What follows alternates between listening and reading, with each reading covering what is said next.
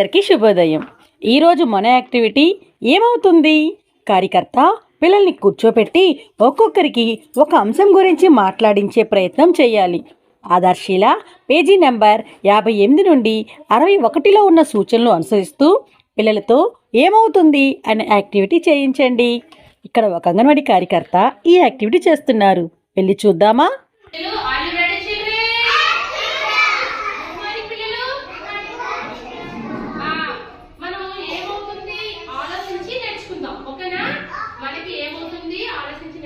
పిల్లలు చూడండి, మీరు పొద్దున్న లేవగానే ఏం చేయాలి? బ్రష్ చేయాలి. బ్రష్ చేయకపోతే ఏమైతే తెలిసిందా? పళ్ళు పాడైపోతాయి. ఓకేనా? మీరు రోజు ఉతికిన బట్టలు వేసుకోవాలి. ముందు రోజు ఉతికిన బట్టలు వేసుకోవాలి. వేసుకోకపోతే ఏమైతే తెలుసా? గుండంతా దురదలు వచ్చేస్తాయి. ఓకేనా?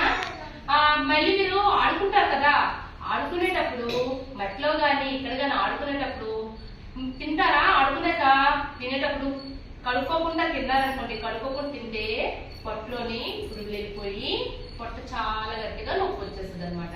ఓకేనా? మీరు రాత్రి కూడా నా పడుకునే ముందు బ్రష్ చేసి పడుకోవాలి. ఓకేనా? ఓకేనా పిల్లలు?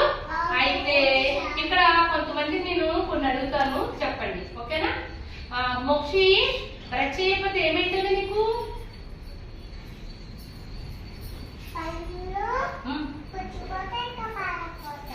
పాడైపోతాయా?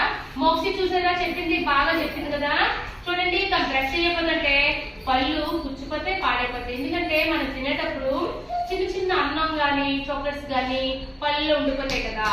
ఉండిపోయినప్పుడు మనం తీసుకోలేం. బ్రష్ చేసామనుకో మొత్తం క్లీన్ అయిపోతాయి అనమాట. అందుకే చక్కగా బ్రష్ చేసుకోవాలి. ఓకేనా? శాస్త్ర, నువ్వు చెప్పు. నువ్వు ఆడుకునేటప్పుడు చేతులు కడుక్కోకుండా తిన్నావు అనుకో ఏమైతుంది? కడుపులోని నొప్పి వస్తుంది. చూడండి, శాస్త్ర చెప్పింది కదా, కడుపులోని నొప్పి వస్తుందంట. ఎందుకంటే మట్టిలోని మట్టిలో ఆడుకుంటారు కదా, ఆడుకునేటప్పుడు గోళ్ళలో మట్టి వెళ్ళిపోతుంది.